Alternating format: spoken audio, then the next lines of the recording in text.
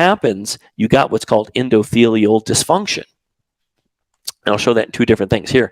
Damaged endothelium. Okay, this is the blood cell right here. Once again, I'm going to go back to here. Endothelial cells. Okay, back here. Damaged endothelium. When that happens, that's what starts the formation of plaque. This stuff right here.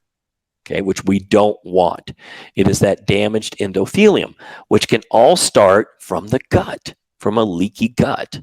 Okay, and this shows it even better in the in the blood cell, blood vessel. You can see it all starts right here, endothelial dysfunction. That's what starts the whole thing. And once that starts, it goes through various phases, foam cells, fatty streaks, intermediate lesions. It gradually increases. You can see it here on the bottom, gets more and more calcified, gets bigger and bigger and bigger, till you got full-on plaque in there. And you can see how much blood flow this disrupts, slows down, okay, because of this plaque. And this plaque is very dangerous, okay? It can break loose. It can get into the heart. Coronary artery disease is basically this kind of plaque inside the heart itself. So it's a dangerous process, and it's all it can happen from other areas too, but can definitely happen right here in the gut, and does for a lot of people, because a lot of people are out there with inflamed guts. A lot of guys with inflamed guts, which are really affecting their erections. And that's one way it affects your erections. Actually, two ways I talked about. The first way I talked about was decreasing testosterone, right? So decreasing one of your erection biochemicals. It also, when you have an inflamed gut, it can increase serotonin. And serotonin can cause erection problems. Okay, it's kind of like the opposite of dopamine, and we need dopamine for erections.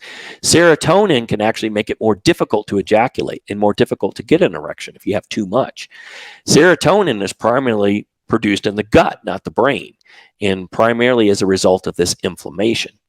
So there's two ways we just talked about that affect, that the gut affects. And right here, we're talking about what we just talked about, hormonal factors, right? The testosterone I just talked about, tanking, and the blood vessel factors. Okay, that's how these two are linked here. So the gut, once again, showing you just how important it is, and we're just getting started on what that can do, right? So let's go back to the blood vessel for a second. It getting inflamed over here, breaking apart, forming of the plaque, okay? And that's important because not only is it decreasing the amount of blood flow that can get through, but it is also decreasing the amount of nitric oxide that can be produced. And nitric oxide is what increases the size of the blood vessel to get more blood through, dilates the blood vessel. And that nitric oxide is produced in this endothelial cell. So when they're damaged, okay, over here, endothelial dysfunction, they're damaged.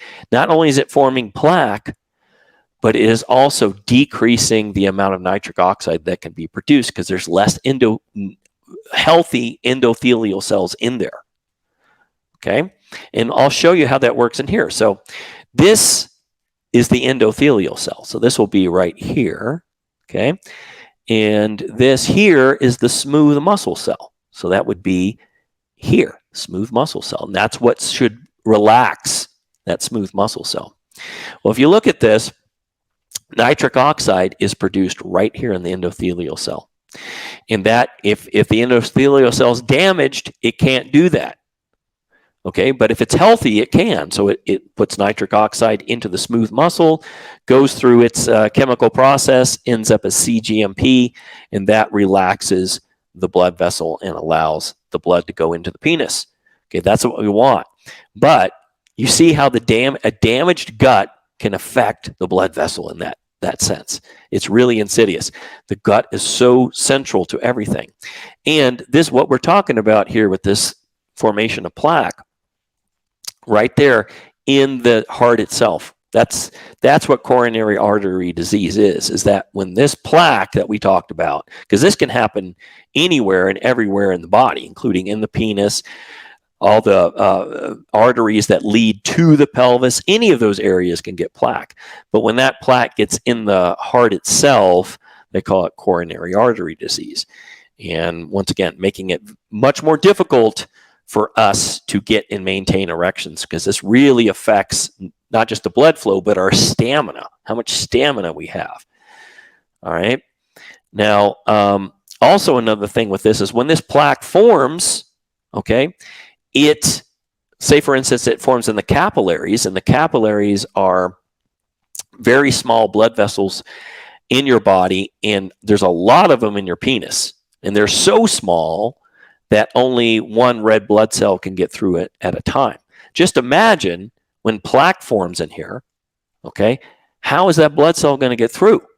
All right, they can kind of fold and move themselves through, but even if they can manage to get through it, it's going to slow blood flow way down because it's got to get through there. Okay, so once again, the gut is affecting all this. And here, we talked about how testosterone can tank as a result of the leaky gut. If you would like help with your unique and personal situation from us, I put a link below that will explain all the different ways that we can help you get and maintain superior stage 4 rock solid hardness and lasting power both permanently and naturally at any age. Make sure you like and subscribe for more tips to attain elite level bedroom performance, and I will see you in the next one.